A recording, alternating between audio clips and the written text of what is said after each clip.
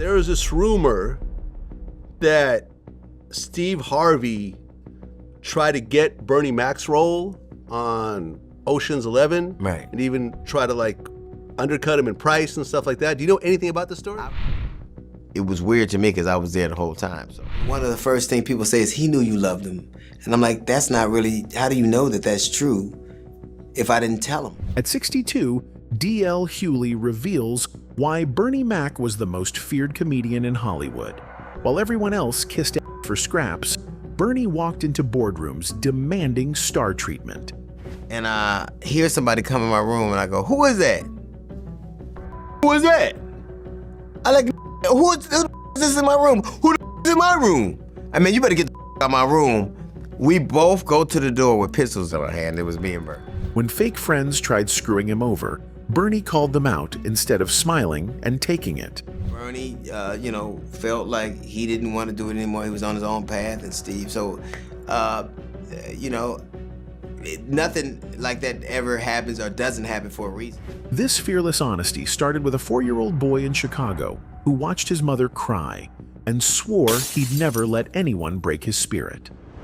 Before Bernie Mac became Hollywood's worst nightmare, he was just Bernard Jeffrey McCullough from Chicago's brutal South Side. At 4 years old, he found his mother crying from cancer pain.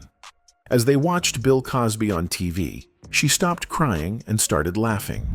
That night, little Bernie made a promise.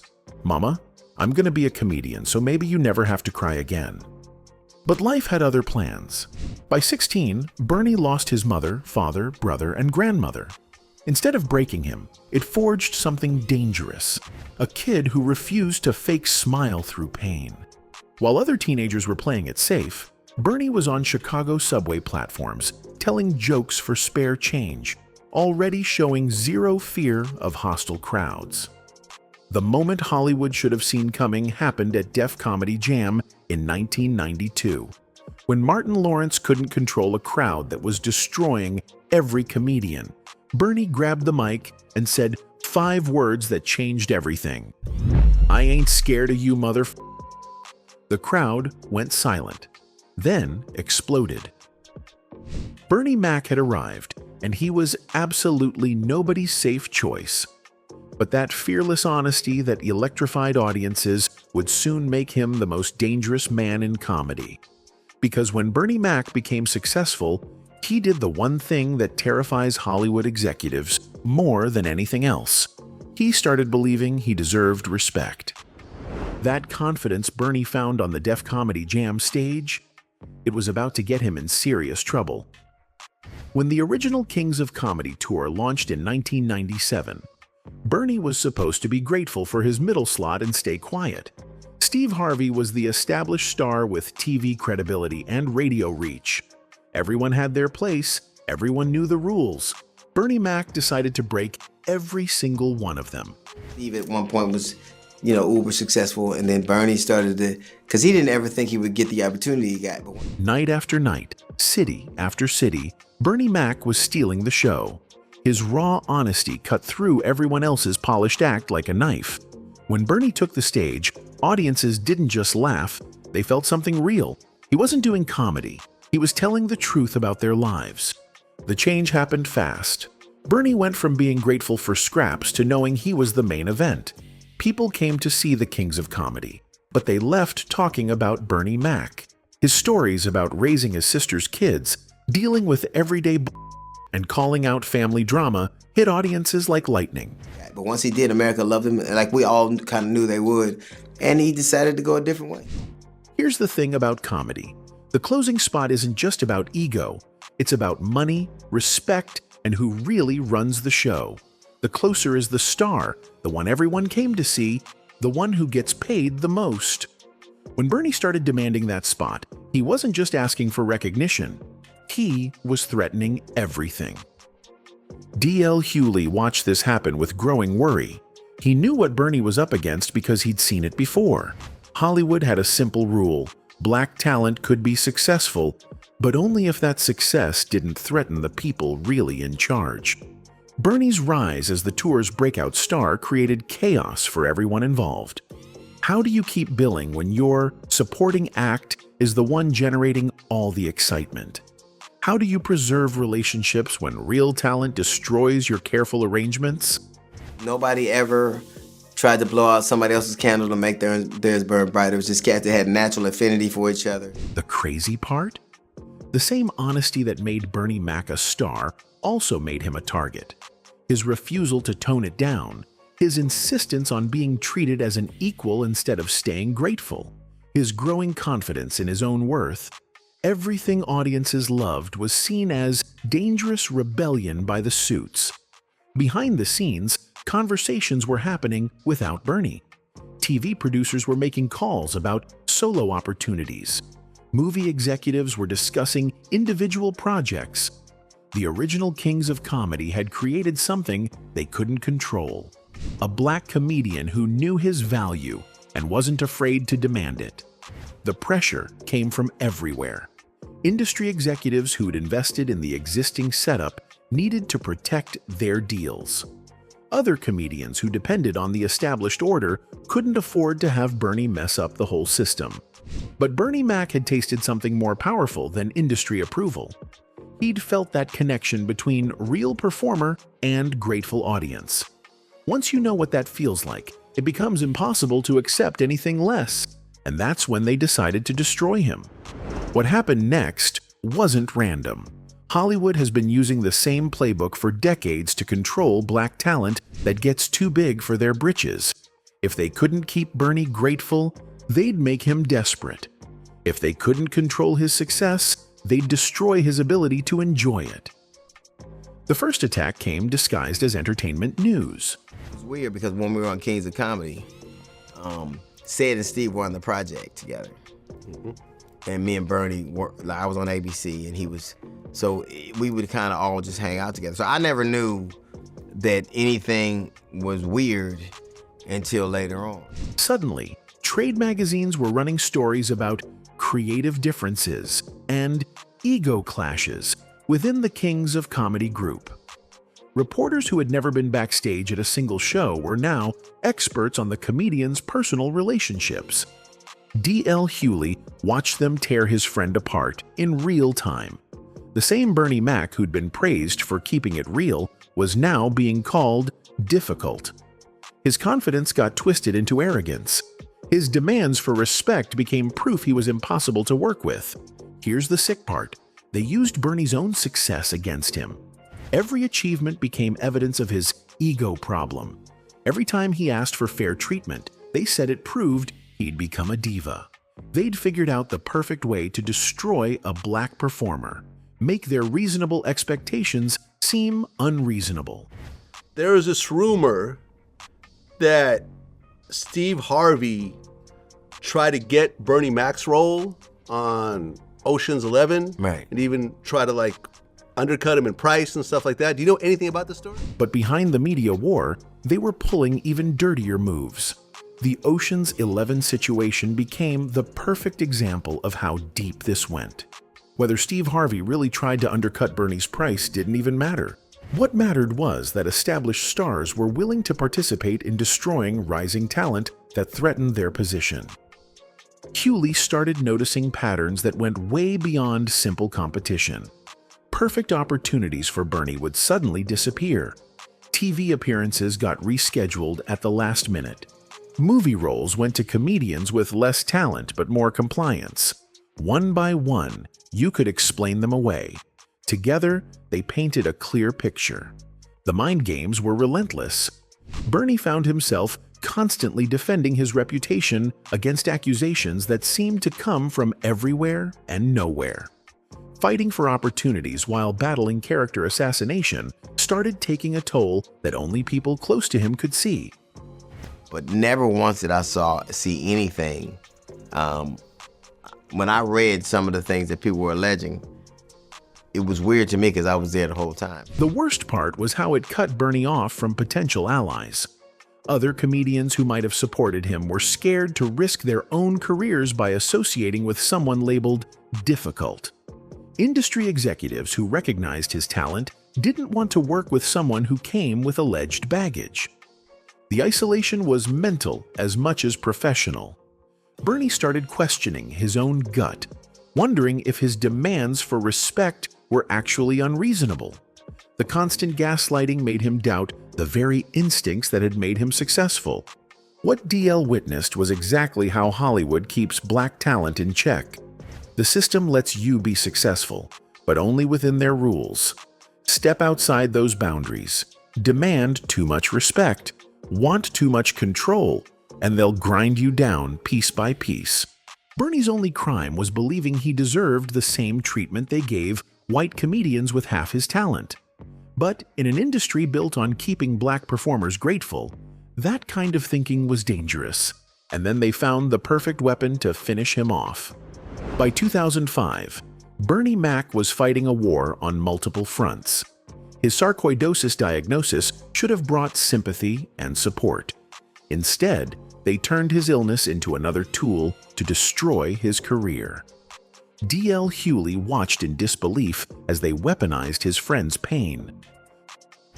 I remember I was at the golf course and we were getting ready to put it together, and everybody was all excited, and so it was. You remember how the Lakers had Chris Paul for a second, and then the next day they didn't? That's how it was. The Kings of Comedy reunion tour should have been Bernie's comeback moment. Hughley was there when they discussed plans for what could have been the biggest comedy tour in history. The money projections were insane, the audience demand was proven, the timing was perfect. But Bernie Mac wasn't the same grateful comedian willing to take whatever they offered anymore. His success with The Bernie Mac Show, his movie career, his growing influence had given him power that made executives nervous. When he demanded equal creative control and fair financial terms for the reunion, the whole project suddenly became impossible. Bernie, felt like he didn't want to do it anymore. He was on his own path, and Steve. So, nothing like that ever happens or doesn't happen for a reason. Hughley's public explanation was diplomatic, but the reality was way darker. Bernie hadn't just chosen to go his own way. He'd been cut out of the decision-making process that would have made the tour work. When he refused to accept second-class status in a group where he'd become the main draw, everything collapsed. It was the same pattern that had followed Bernie his whole career. Opportunities would appear, get everyone excited, then vanish the moment Bernie insisted on being treated as an equal partner instead of a grateful participant. They'd perfected the art of making his reasonable demands look unreasonable. During this time, Bernie's health problems were being used against him in ways that were just evil. Producers would cite his unreliability when passing him over for projects, even though his professional record was spotless. Insurance companies made filming so expensive, it created extra barriers to hiring him.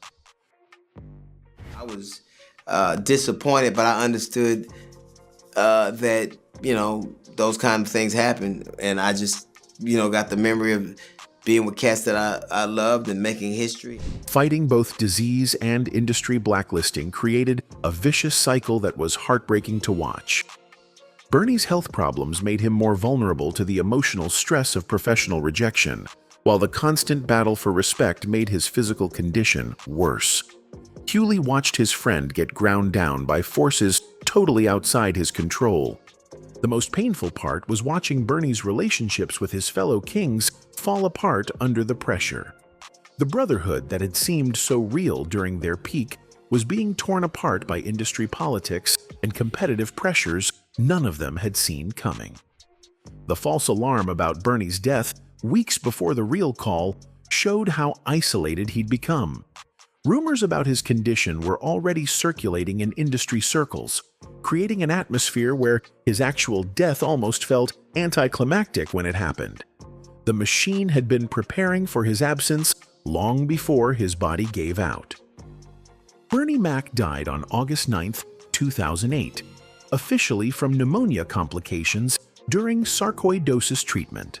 But those who watched his final years knew the real truth. They'd killed him with stress and systematic mistreatment as much as any disease. His immune system failed him twice, once biologically, once professionally. But even death couldn't stop them from controlling Bernie Mac's story. The second Bernie Mac's death hit the news, something incredible happened. The same industry that had spent years making his life hell suddenly became his biggest champions. And one of the first things people say is, he knew you loved him. And I'm like, that's not really, how do you know that that's true if I didn't tell him? The transformation was instant and shameless. Industry executives who had spent years making Bernie miserable were suddenly quoted in trade publications celebrating his irreplaceable talent and lasting impact. The same people who had used his illness against him were now expressing their deep sorrow at his passing. Most disgusting of all, they completely rewrote the Kings of Comedy story. The tensions, power struggles, and deliberate exclusion that had defined Bernie's final years got erased from the official narrative. Instead, the group was portrayed as a loving brotherhood of comedians who'd supported each other throughout their careers. It just seemed out of sync with what I experienced on the Kings of Comedy. So I never saw them do anything like that. Hughley found himself stuck between truth and diplomacy.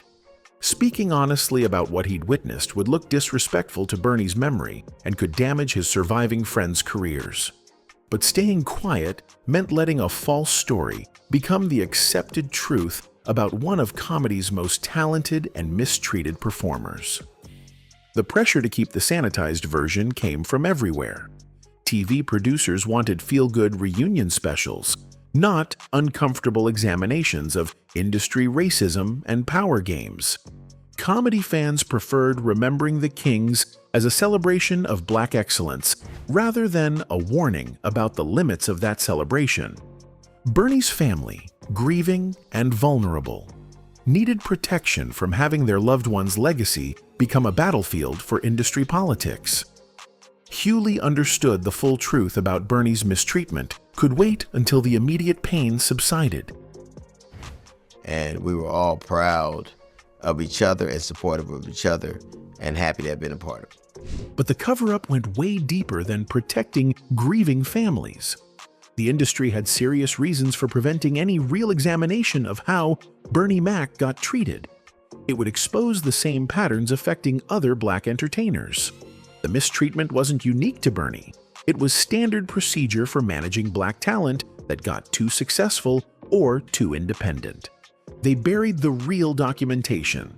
Behind-the-scenes footage showing the actual dynamics between the comedians got locked in studio vaults. Contracts and correspondence revealing the discriminatory treatment got sealed under confidentiality agreements that would never expire. Interview footage containing uncomfortable truths got heavily edited or shelved completely. They created an alternative history where Bernie Mac had been universally loved and supported throughout his career, dying peacefully as a respected member of the comedy community. The fake legacy served multiple purposes beyond protecting reputations. It kept the industry's ability to continue the same patterns with other performers. If Bernie Mac's story became a warning about the cost of demanding respect, it might inspire other Black entertainers to fight back against mistreatment. The cover-up robbed Bernie of the one thing he'd fought for his entire career: recognition of his real worth and acknowledgement of the respect he deserved. Even in death, they were still managing and controlling him. But 16 years later, someone finally decided to tell the truth. At 62, D.L. Hughley had seen enough. The pain of watching his friend get destroyed had turned into pure anger over 16 years. His decision to finally speak about the buried footage and industry cover-up wasn't just about Bernie. It was about exposing a system that was still destroying Black talent today. The footage they'd buried wasn't just video recordings. It was proof of coordinated attacks on Black performers who demanded respect. Contracts showing they paid Black comedians less. Correspondence revealing what industry executives really thought about Black talent. Recorded conversations exposing the real reasons behind career decisions. Hughley had learned how the machine worked from his own battles with Monique, his political controversies, his fights with conservative media. Every time he'd been targeted, they'd used the same playbook they'd used on Bernie. But something had changed since Bernie's time.